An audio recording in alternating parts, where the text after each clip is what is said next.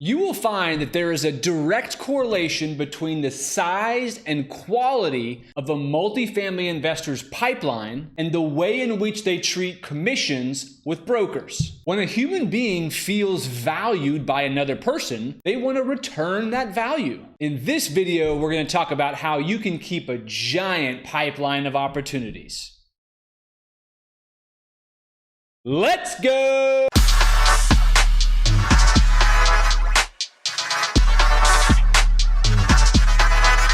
I was on a podcast recently called Investing in Multifamily Real Estate with Will Dobb. During the interview, Will asked me some of the do's and don'ts that investors can do to either build a reputation or lower reputation, which affects future deal flow. Take a listen. I think you'll like it. Another thing that kills your reputation: don't beat up brokers on commissions. Now listen, I didn't write this book to make more money, to get brokers to have more deals, to build brokers up like they're some king of the earth. That's not it at all. My whole goal is I want everyone who reads this book to do at least one more deal in their life. If they could do one more deal in their life as a result of reading 100 pages of this book and make 6 figures or 7 figures, I'm delighted. I'm telling you these things because this is not about brokers or investors. This is just the human brain. This is the way the human mind works. If you're hiring me to list your property, and if you talk to 10 brokers and interviewed them on what they would charge for commissions, and the range was from 2 to 3%, and you like a broker the most, and you choose him and he's at 3%,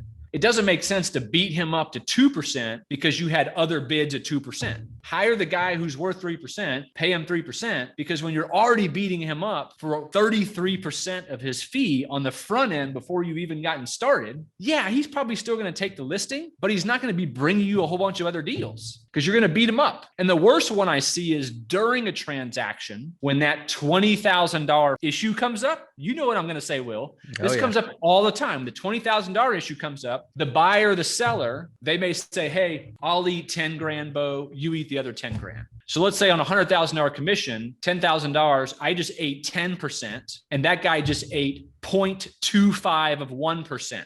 So the seller is going to take home 99.75% of the contract I just brought him. And I'm now going to take home 90%. And I had nothing to do with the $20,000 issue. It's not my property. I didn't create that issue. I didn't get the benefit of the previous 10 years of cash flows that my seller did on the buyer side. If a $20,000 issue comes up, $50,000 issue, $100,000 issue, whatever it is, as a buyer, don't look to the broker to share in the pain. The problem is everyone wants everyone to share in the pain, no matter who created it. That's just human. That's human nature. That when something comes up that no one had anything to do with or didn't know about, everyone who benefits, even the broker and a commission, they want everyone to feel a little bit of pain. The problem is it's never proportionate. So for instance, on a $10,000 issue on a $10 million deal, what is that, 1%? That's a 1% issue that came up. It'll never be proportionate to make a broker pay any portion of it because it's so small. In other words, if it was a 1% issue and you made the broker eat it, then the fair thing to do would be to remove 1% of the broker's commission, which in that case would be $1,000 on a $100,000 commission. So the equivalent is, Beau, you should share in 1,000 of it and I'll eat the other 9,000. But that never happens. And so what happens is the human mind of the broker remembers that the buyer did that. So when he gets his next listing,